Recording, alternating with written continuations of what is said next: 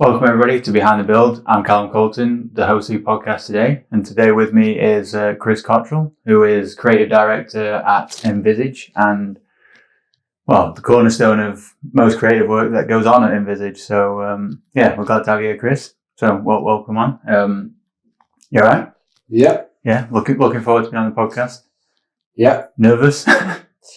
Not too bad. Not too bad. Maybe not as nervous as I then. I mean, with it being the first time, it's a learning curve, and I guess we'll understand how things play out.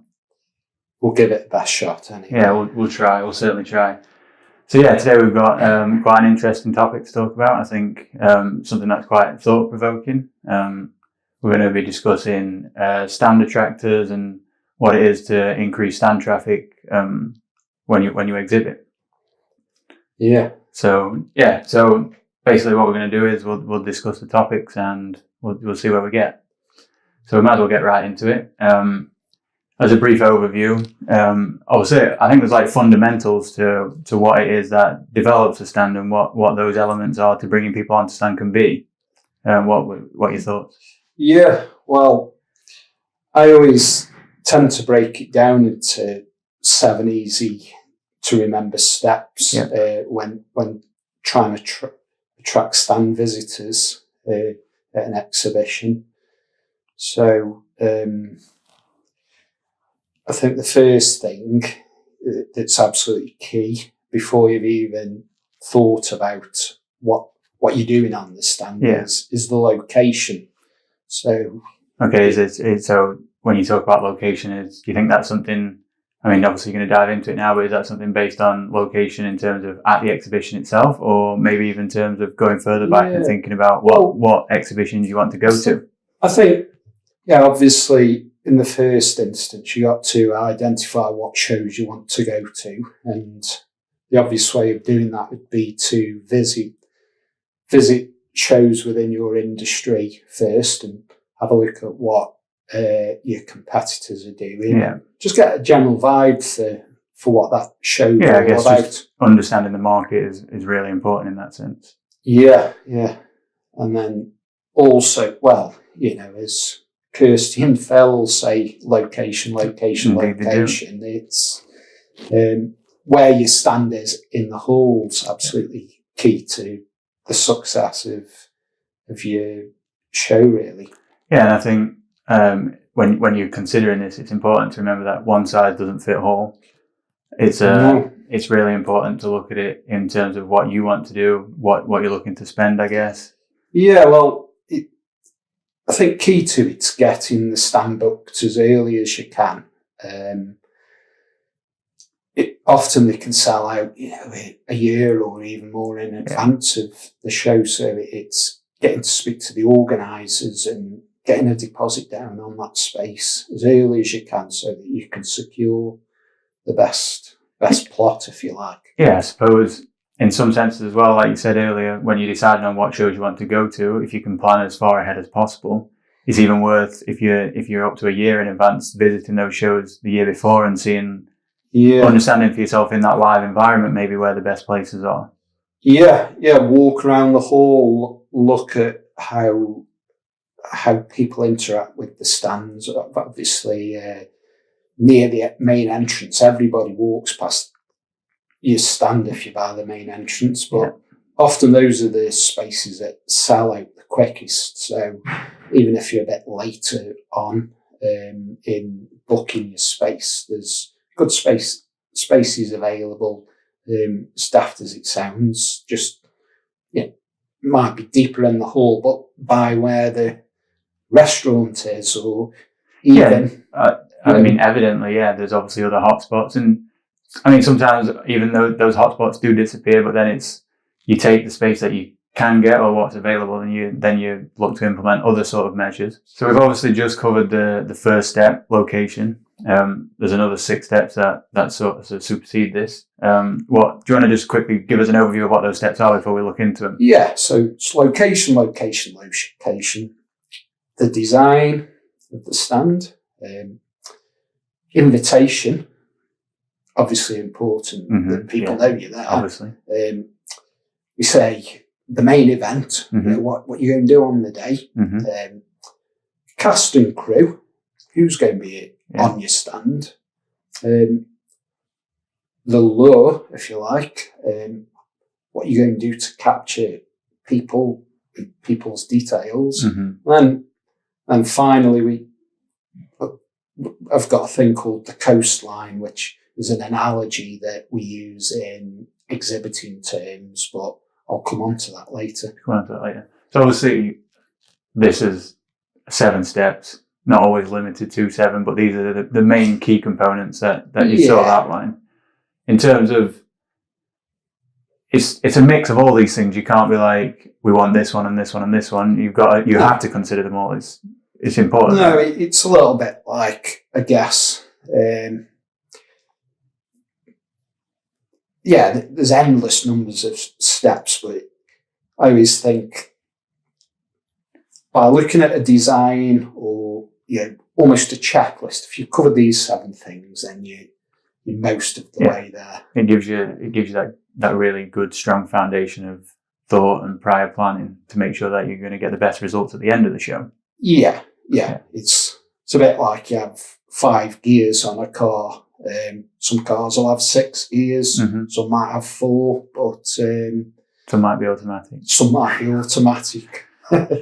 But I guess in that sense, it's just important that they're all considered and that you do sort of run yourself through them like a checklist, like you said. So obviously we covered the first step. We went through location.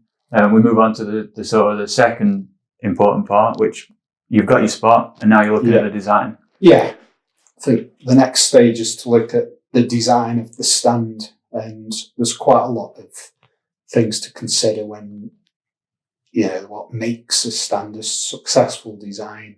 I guess one of the key things is it has to be eye-catching. It has to be visible, the stand. So, you know, no matter what sort of stand style or design style you like, it's key that people see the stand when they're in the hall. So I have almost like a maxim that eye level and high level. So it's important that people walking around the hall can see things at eye level. But also you have to consider high level branding so that you might not be right next to the stand, but it's good to be able to be visible from maybe more than just one point in the in the hall. You know, being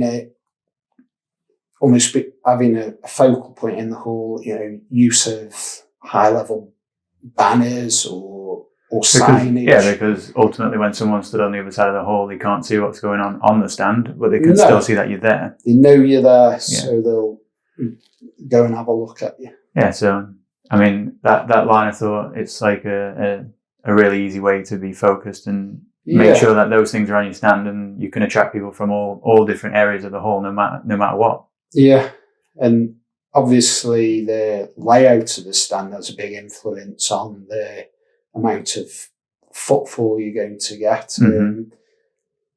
And there's no hard and fast rule really when it comes to how open the stand should be. Generally, if somebody hasn't expressed in the brief what they want in terms of the sort of clear perimeter on the stand, I go for 50%. First thing, 50%. If you have 50%, say, graphics or walls around the stand, and then it's 50% open, it gives it a nice sense of enclosure once you're on the stand, which is important. But at the same time, you've got to be able to step onto that stand. Visitors have got to feel it's got to be inviting. If things play out the way you want them to and your stand becomes busy, you don't want to feel like you're trapped.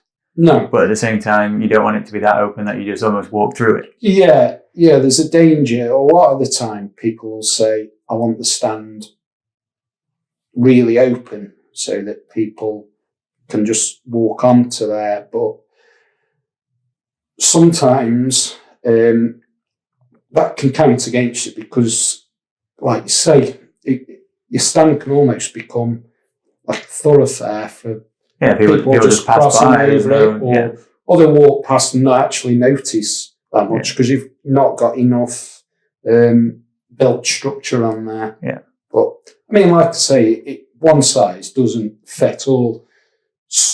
There might be an argument to just have a small entrance on the stand and not have anywhere else you can get on there. You know, it's a trick that you just make a nice welcoming entrance to the stand. But then once you're on that stand, you know, people aren't going to walk off again because you can they've made the effort almost. Yeah, they've gone on the stand and then you can almost put a prescribed route around there. And there's no, I know it sounds daft, but there's nowhere for them to escape. And I guess the key to it is like, you want that customer on your stand for many cases. Like you said, you can, in that sense, you can get this idea of flow and you can take a customer on a journey and show them stuff in an order that almost you want them to be shown.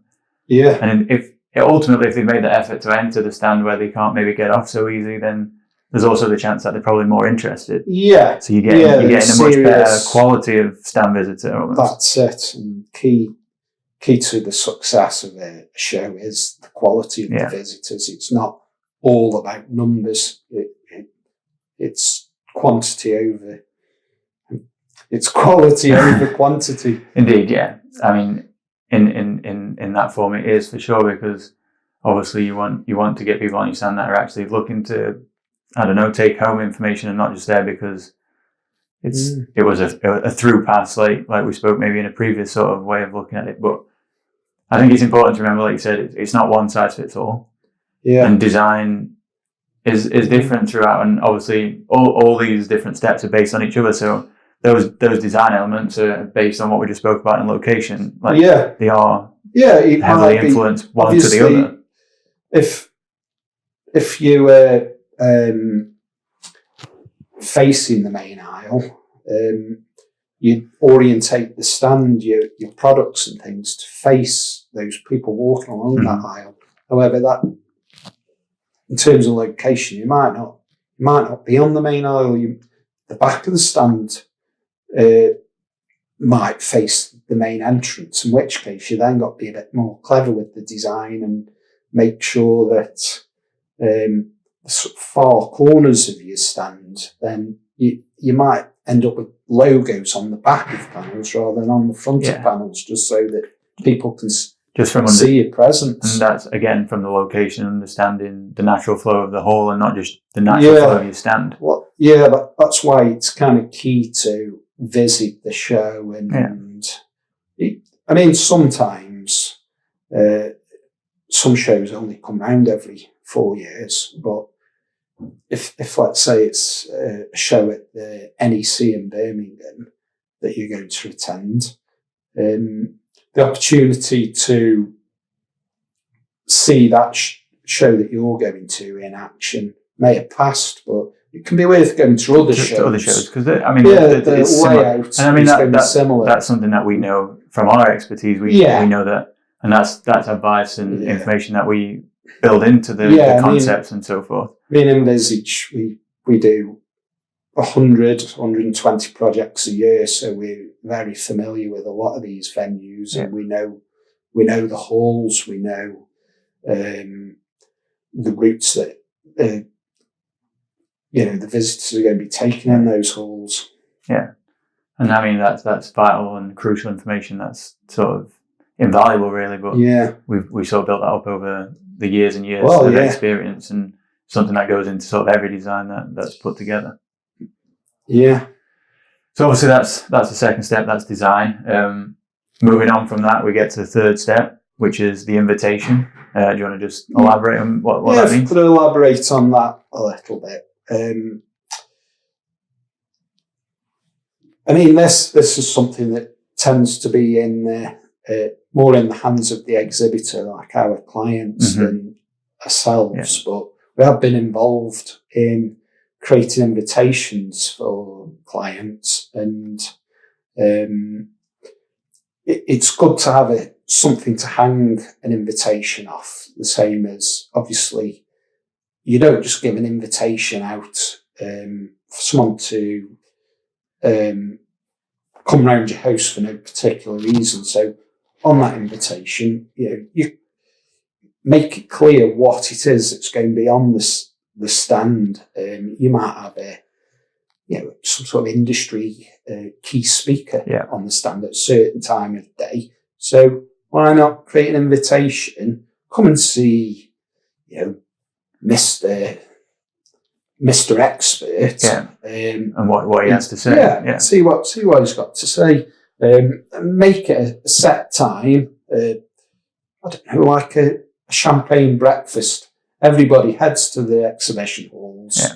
Half the time, you've got to get there early doors. If you're an exhibitor or a visitor, people tend to set off early and may not have had their breakfast at the hotel. So, arriving on the stand and having a champagne breakfast, just putting something around that. Well, it's just that added incentive, isn't it, to come along? Like if it's just to see their product and not much more, or not even an in-depth analysis, like the want to visit isn't as much. But if, like you said, if you've added something to the stand on the invitation and you've made them aware, make a splash on social media. And I think it's important to remember as well that invitation don't think of invitation as, it's like you've been invited to a birthday party, or you give this piece of paper and say, right, you're invited. That could mean a lot of different things. Yeah. It could be sent out as an invitation. It could be an email, or it could be on social media. One good way of doing it is often the organisers, if you're booking a stand, they'll give you, 30 tickets to give to your key clients, key customers. So why not send those tickets out? Send it in the post in a gold envelope or something. Say we're going to be here on this day.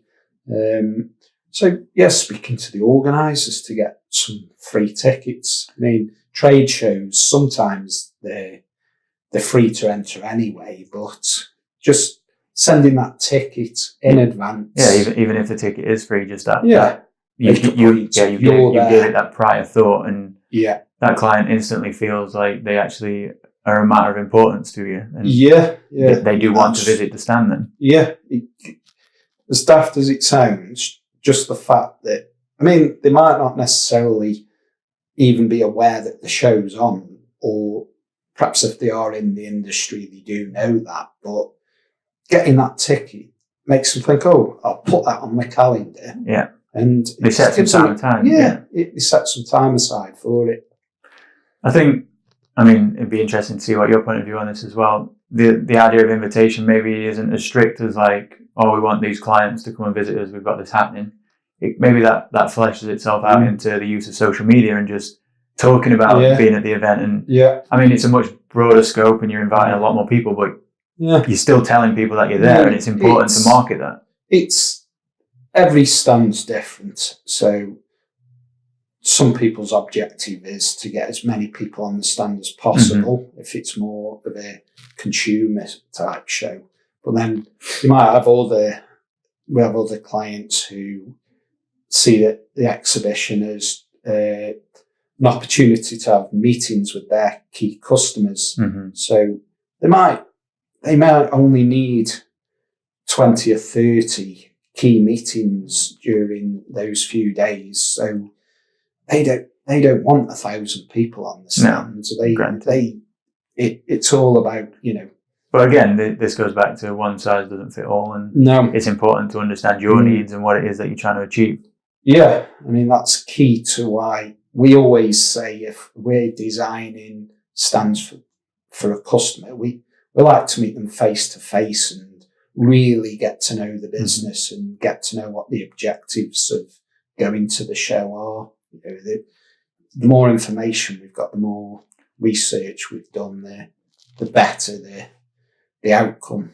Yeah, no doubt. It's always important the more information you know, the more you can back up an idea as well. The more that you can feel, if we can feel confident in it, then and the client feels confident in it. Yeah. But it's a mutual relationship in that sense. Okay, so that's the invitation. Moving on to the next point, the main event. Yeah, I think it's the reason I say the main event is because I think an exhibition has to be viewed as an event. It's something that happens at a key point in time. It's the only place I can think where you're going to, all your target audience are going to be in one place for, say, those 3 days before they all scatter off it back into the... Yeah, you have a massive opportunity to sort of hyper target exactly who the demographic and the audience that you want to, all in one, in the space of like 3 days, say. Yeah, and really thinking of it as an event, almost like, a festival or a pop concert or something like that. Just, you need to create a real buzz around the fact that you're there, and having some activities on the stand that create that buzz is kind of key often to getting the results that you want. Yeah, it's sometimes it's enough to go there and just talk about products and just be with the stand and show your offering, but sometimes you have to go that step further, and you have to when there's another 5 or 6 stands all around you doing that same thing, like what it is on your stand that's taking it to that next level. Like, why is your stand worth visiting? Yeah, and I mean, having a reason to go and visit that stand is kind of key to the success. It's like you might have a product that's about to launch, and there's a whole raft of production and marketing stuff that has to go into making something come live. But the exhibition is a set date. It almost gives. I've seen it so many times where, let's say, a cooker manufacturer is they try and bring a new cooker to market, but it will have been in the pipeline and in the prototyping stage and stuff for a year or two, and they know that by the 1st of September, that's where there's going to be 10,000 visitors, right? And is the launch. It's the perfect opportunity. It's the perfect opportunity. So, even just exhibiting gives you that structure to keep the time scale. So,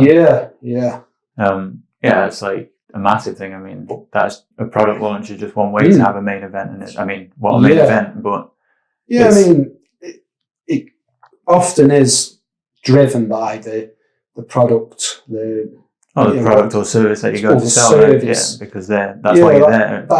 That is going to be the main event, but there's other ways of creating a bit of theatre on a stand. It could be a product that you've had around for a long time, but you want to make more of just create a buzz at that show. It might be the first time that it's been seen in that environment. So why not, I don't know, get a celebrity endorsement. We've done that before, where it might be like a food ingredient show or something. Let's get a celebrity chef on there and show what you can do with this. And even though this product's been all around a long time, you go and get an audience, and people are going to see your brand, and that's what it's all about. Yeah, I think that's a really good way to look at it. Sometimes you can just refresh and reignite something, or sometimes you've got something brand new. It's not just because you haven't got something brand new doesn't mean you can't make something of what you already have. No, it's making an event of it. Yeah. So you get that main event, like you said. So moving on to the next step, the cast and the crew. Basically, the fundamentals of a stand. There's got to be someone there to talk to, right? Yeah, that's what the people on the stand are what the staff of the company that's exhibiting, we call them the cast and crew. You cast your actors, if you like, which, to make, this analogy, it's your sales team who you might say they're the cast, but to make it work, you have the crew in the background. You got to make sure that someone's making the coffees, organising the meetings in the background. And I think very often a company's best salespeople can be the technicians or people who know that product, who really know the product inside out. And I think a mistake that clients often make is they think, well, it's a sales event, so they take the salesmen or saleswomen, and they're also good to have on the stand. You have to have a mixture. You have to have them, but sometimes it can be. I know, like we did a stand for Wedgwood, and of course you got your sales reps there, but what was really drawing people onto that stand was one of the artists who hand paints the plates in the factory. I had her on the stand. She was painting the plates, and people were just standing around watching, seeing how it was done, and they were engaging with her. She was talking to them about the process. It was, it's kind of putting Wedgwood on this sort of, we do high quality handmade product. Yeah, people were getting a real insight to the product. Getting an insight. Sometimes it's not enough to just see it at face value or to see it from a sales point of view, but to get a real insight to how something's made and the care and effort that goes into it, or the thought and the innovation that goes into something. It is really important. So obviously, like you said, it's important to just gather that insight and show a bit of the expertise and talk to somebody that does know the product from the inside out, really, because just having that understanding, and sometimes maybe you don't completely understand, but just to have that knowledge, and it can just drive some real interest with visitors and clients. I think like I say, exhibitors tend to take the sales staff and marketing staff to the shows, but what some of the companies that I think have done it really successfully are the ones where they've taken the guys who actually make the products, and no one tends to have a better knowledge of those products than they don't, do they? The technicians who created them. They've worked on them. They live and breathe that sort of work. And I think it's also important, and probably one of the reasons that people engage with it so much is because they don't sell the product. No, they allow it to sell itself. Yeah, people don't, even in an exhibition environment where you're going to be sold things. People don't like to be sold to. No. So it's. I guess it's coming up with a clever way of. It's smoke and mirrors, really, because although the technician or the expert isn't trying to sell the product, no, they are selling the product because they're giving the information. It's they know why it's been made like that, and they know what the benefits are. Yeah, and obviously, key to successful sale is highlighting the benefits of your product. Yeah, I think I don't think it could be summarised much better than that. It's just knowing who to take. I mean, and maybe that's not always the option to take that technician, but it's a good choice. But the fundamental part of it is that you choose the right people. Yeah. You choose a selection of people. A good a mix, if you like, and it's kind of getting that mix right. Yeah, and obviously people know the personalities within a work environment. So, in the case of the Wedgwood example earlier, the paintress was. You could tell she was a people person, so it makes sense to send someone like that. the people with the right kind of personal characteristics to their Yes. shows. But also in the same sense, obviously you want this mix of people, you want these different characters, these different roles, but it's also important to consider, for example, not to have too many people, but not to have too little amount of people either. That's because it. I think that's a key. It's key that you don't overface your audience with staff on the stand. There's little tricks that we try and encourage the client to do. Like often, staff will have a uniform on the stand, which might just be something as simple as coloured. Say you've got a red logo, you might have a red blouse or a red polo shirt. But sometimes a good idea to mix people, with smart suits with people with like a stand uniform, like a polo shirt. So it's a bit like a restaurant, really. You establish a hierarchy, so to speak, or no. Then what I mean is like when you go walking down the street and you look through a restaurant window, you think, "Oh, that's a busy restaurant. That's worth going into." It's the same with an exhibition stand. Nobody wants to walk onto an empty exhibition stand. No. So what I'm saying is you can almost disguise your staff by them wearing non-uniform. Some people, you might have 5 people in stand uniforms, but 5 people in their own clothes, or a bit of a mixture. So you think, oh, there's people on there who are staff, but there's customers already on there. So I'm not going to get instantly. I'm not going to get pounced upon. Yeah. But little do you know. There's like a sheep in a wolf's clothing, if you like. And you're on. But no, I think that it's important to just make sure you've got that balance and consider all aspects. There's lots of little tricks to the trade. Okay, so now I guess we've manned the stand. Yeah. We've put the right people on there, but you need some kind of law. Yeah. What explains to me what the law is?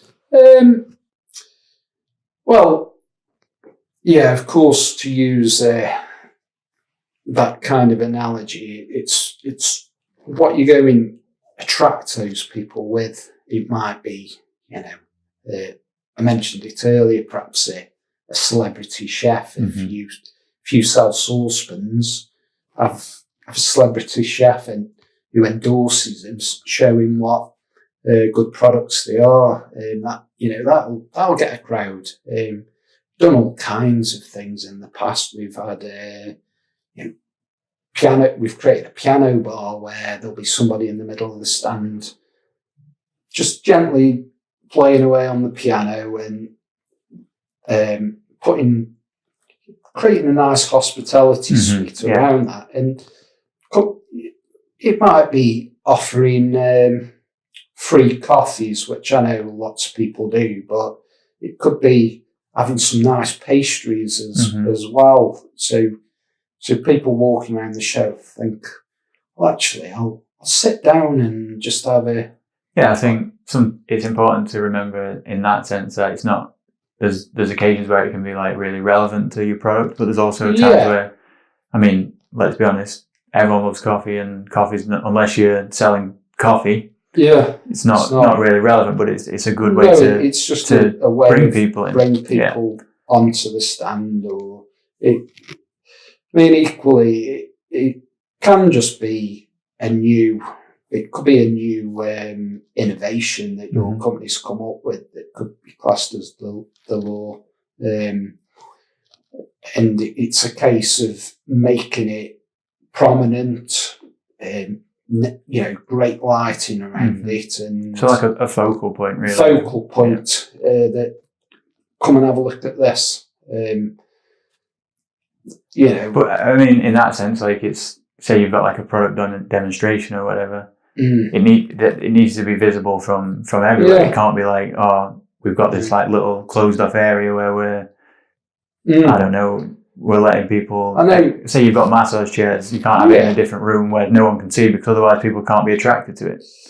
It's got to be out there and in the spotlight, so to speak. It has to be out there in the spotlight. I mean, sometimes it can be sort of training demonstrations. I know when I've been to the sign show, they'll have someone wrapping a car with vinyl, and obviously people walking around that show, that is what they do for a living. But if you've got an expert car wrapper who's in the middle of the stand showing some new tools and vinyls and things, and he's doing it 5 times as fast as what you can, then people are going to stand and watch. Well, what is he doing? How does he do that? I think at that point, it's again going back to the crew. It's important to have the right person there who'll not just sort of do it in silence or not just talk about it. He'll interact and take questions and a bit of showmanship. Yeah, it's important to have those things.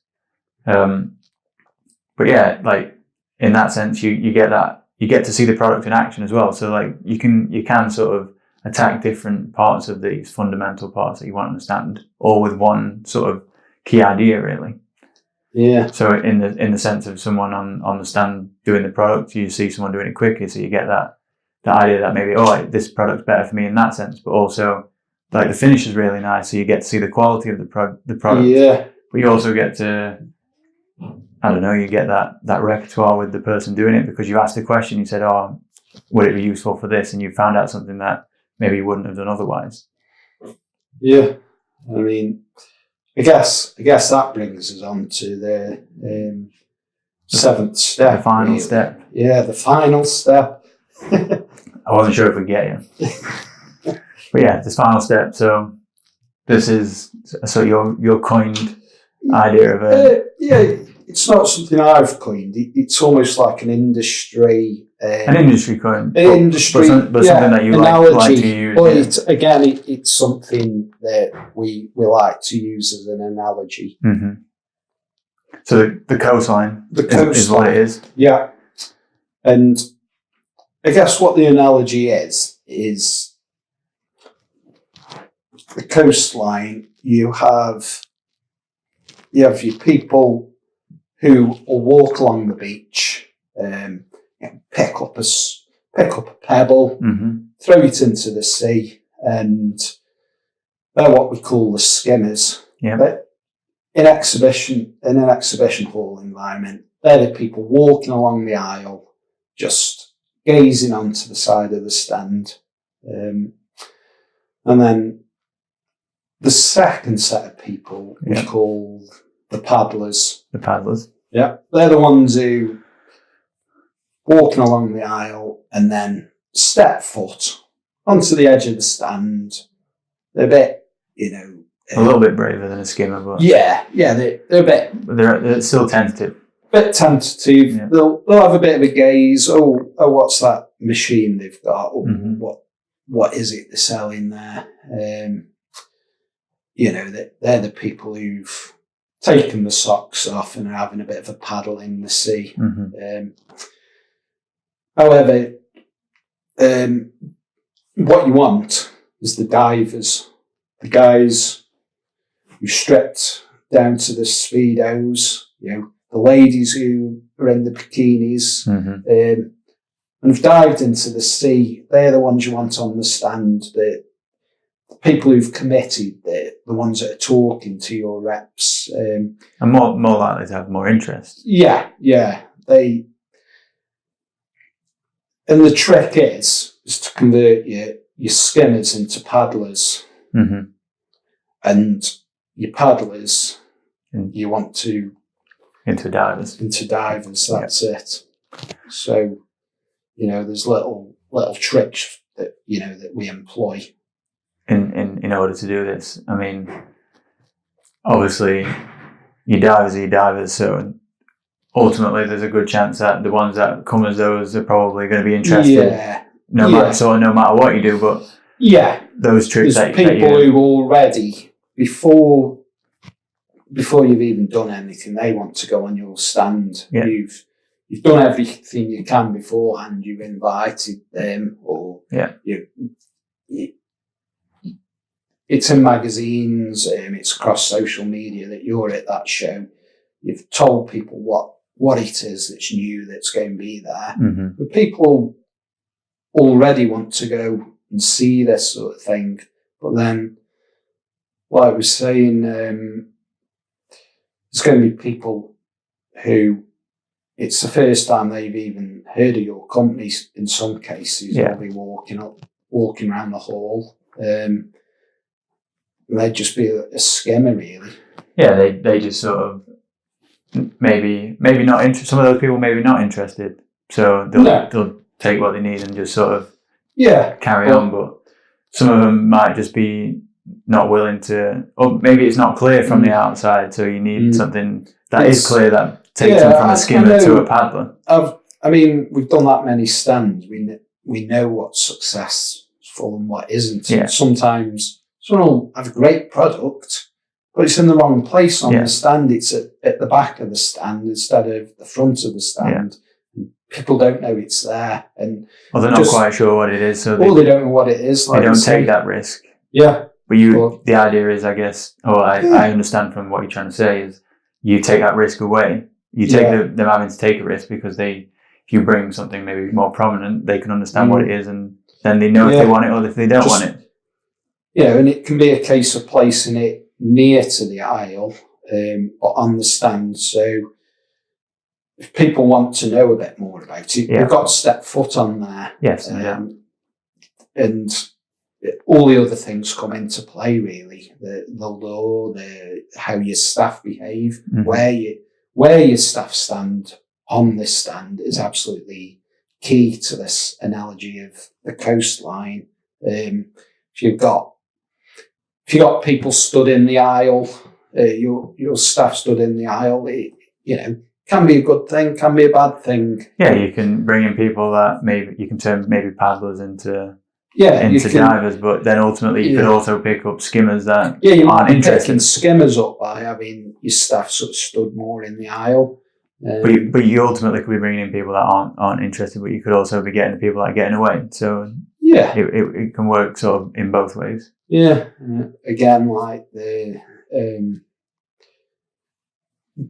when we were talking about the main event, having something going on in the middle of the stand might draw your paddlers into being full-on divers. They become a little bit more invested in sort of what's happening, and So I guess even though it's because this has become its own seventh step, the coastline, or the idea of the coastline, is sort of developed from the previous 6 steps. They fundamentally, by actioning those items, you're able to convert those paddlers and to convert those skimmers.